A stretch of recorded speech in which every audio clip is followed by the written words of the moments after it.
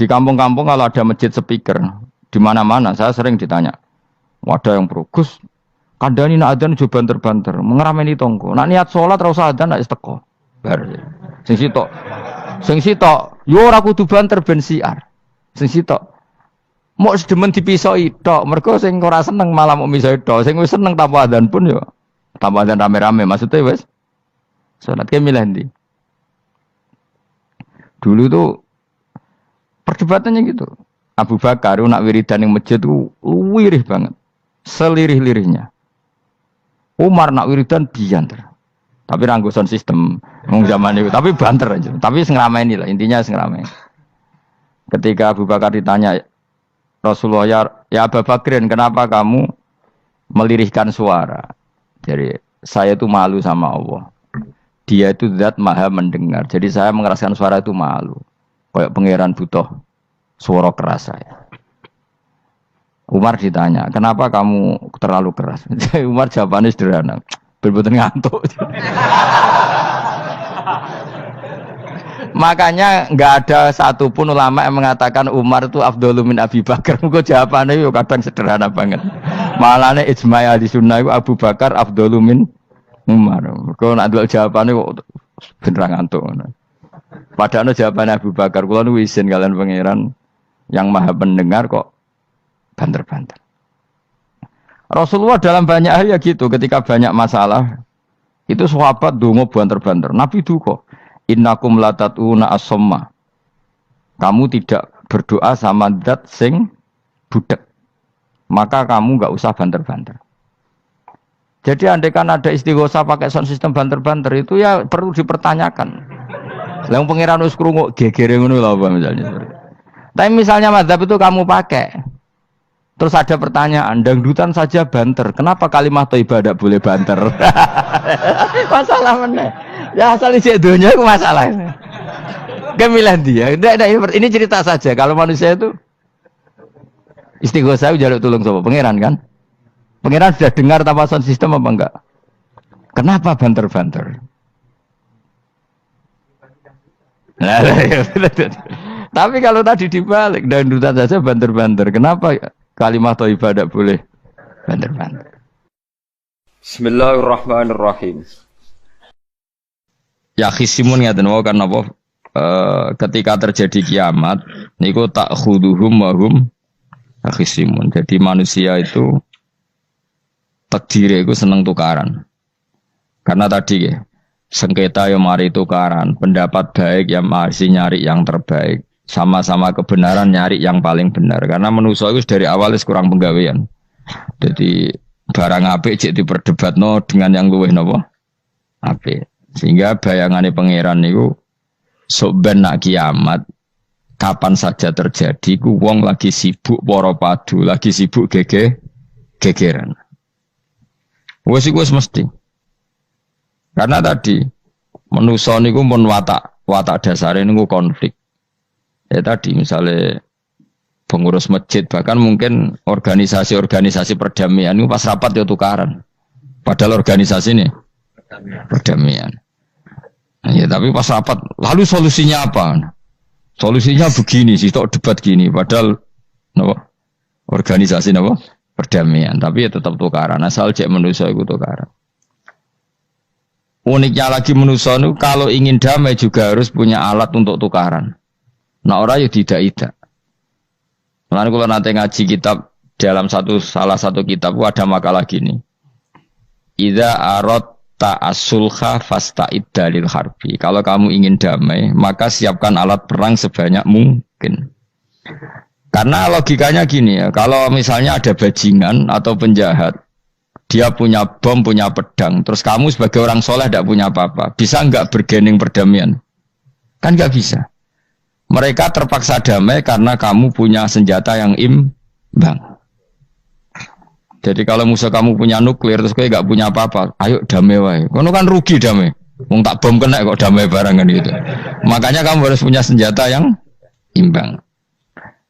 Makanya dalam tafsir-tafsir itu diterangkan ketika Allah menyuruh kita wa iddu lahum mastata'tum min quwwati wa min ribatil khaili turhibu nabi aduwallah. Kamu umat Islam harus menyediakan alat perang sebanyak mungkin.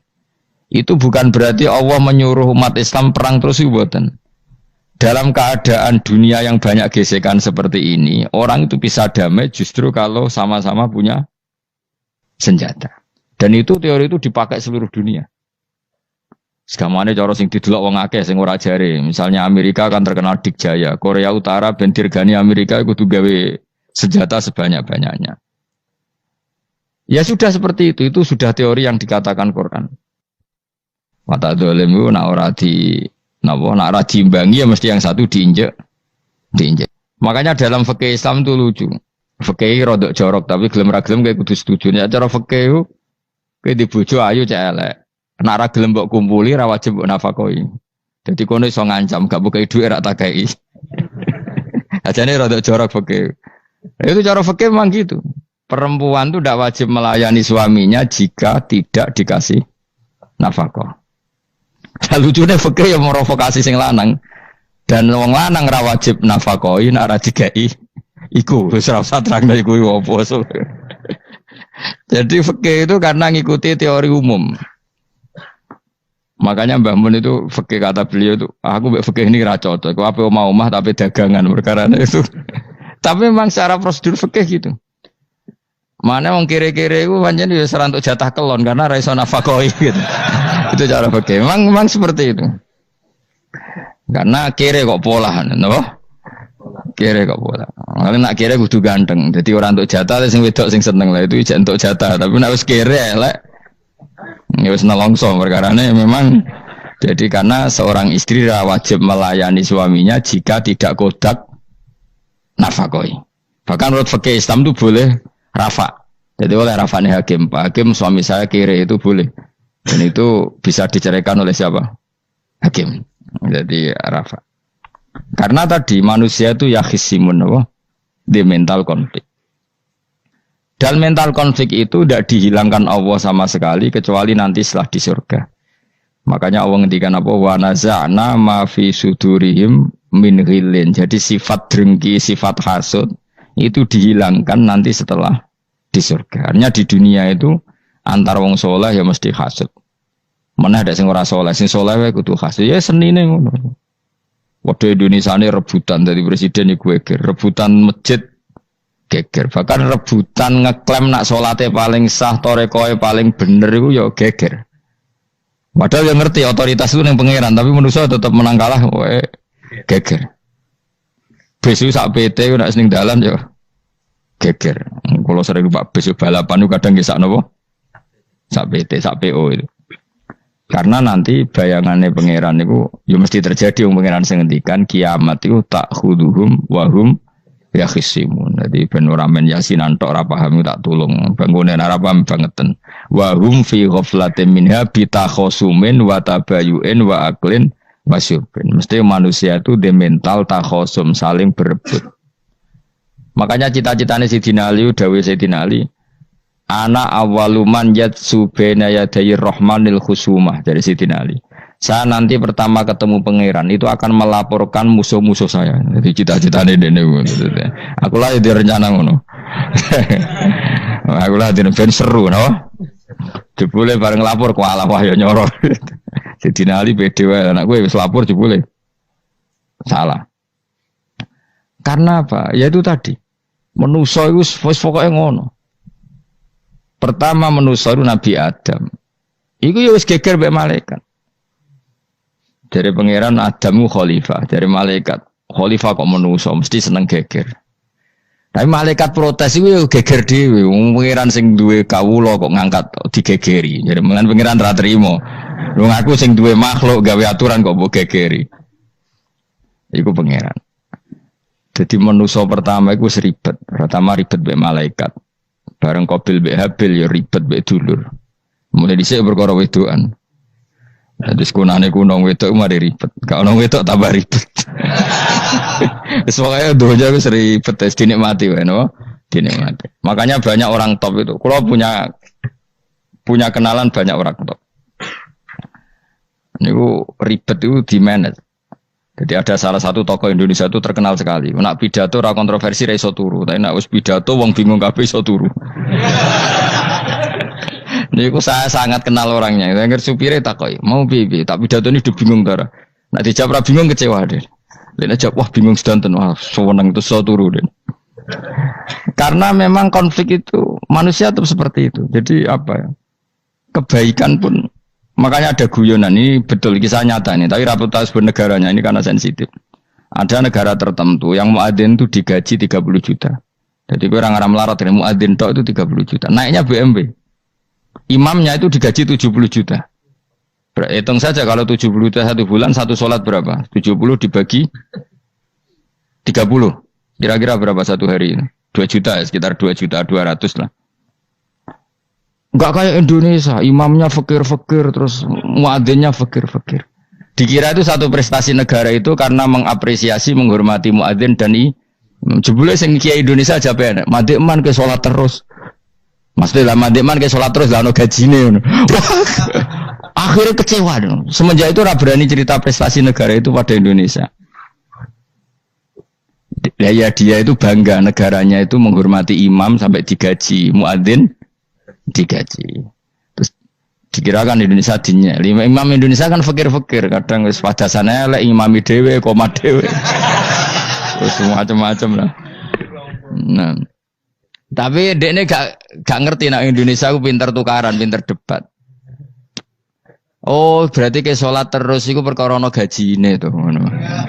Makanya imam di sana sergap-sergap karena kalau nggak ngimami dipotong gaji. Semenjak itu negara itu nggak pernah cerita prestasinya negaranya mengelola imam. Nah itu dunia-dunia kemarin geger. Saya sering debat sama banyak kiai karena itu. Gue setuju di masjid imami digaji sama ndak. Misalnya saya partai ikhlas, setuju ndak biar ngimami itu ikhlas. Ada yang partai realistis, mereka kan punya keluarga, harus dibaji dong, kalau enggak kasihan. Partai realistis versus partai ikhlas. Menang mana coba? Menurut hukumnya Allah mungkin menang ikhlas, tapi partai realistis, mosok wong kok ngimami tok rantuk gaji. Artinya apa? Dalam kebenaran saja bisa diperdebatkan, apalagi barang bener mbek batil. Karena manusia itu punya mental wahum yakhisimun. Ya sudah seperti itu. Makanya nanti benar-benar gak ada konflik itu di akhirat. Mulane akhirnya imam gak bangga. Surga ngimami wangsane hebat njebule mergo digaji. Mandekman ke salat terus wong ono gajine. Artinya salatnya orang Indonesia itu luar biasa. Imam-imam Indonesia tanpa gaji kok. Ya resikonya kadang mutung, itu kan gak masalah. Tapi ya gak masalah lah, tapi tetap ikhlas dibang napa? Gaji. Mana kalau nu bingung saya hafid mulai digaji, ustad digaji, kalau bingung ngerti takoki, kalau berkali-kali beberapa pemprov kan ingin mengapresiasi hafid dapat insentif terus ustad, kalau ngerti takoki, jenengan termasuk yang setuju apa enggak? Muni setuju, kok didik uang kedonyan, muni ras setuju hafid betul duit kok ora oleh. Aku yang mendingin ya, wong alim ra iso mikir dunya, mendingan udah jawab. Itu yang tanya itu kadang gubernurnya tanya saya, bupatinya tanya saya, Gus di daerah mana-mana itu ustadz, guru madrasah itu dapat insentif. Cara jenengan Rembang setuju apa enggak? Aku jawabku yo ngelatih ustadz seneng duit yo ora apik. Nentang ustadz untuk rezeki ku yo ora apik. Wong ustadz fakir yo akeh tenan. Nah, kula kan wong keramat, gak mati masalah cara orang untuk gaji. Tapi kan tidak semua orang keramat. Nah, kula wong keramat untuk gaji tetap gagal. Tapi rata-rata ustaz kan tidak keramat. Gak keramat bojone cerewet. Cek kumpul mertua.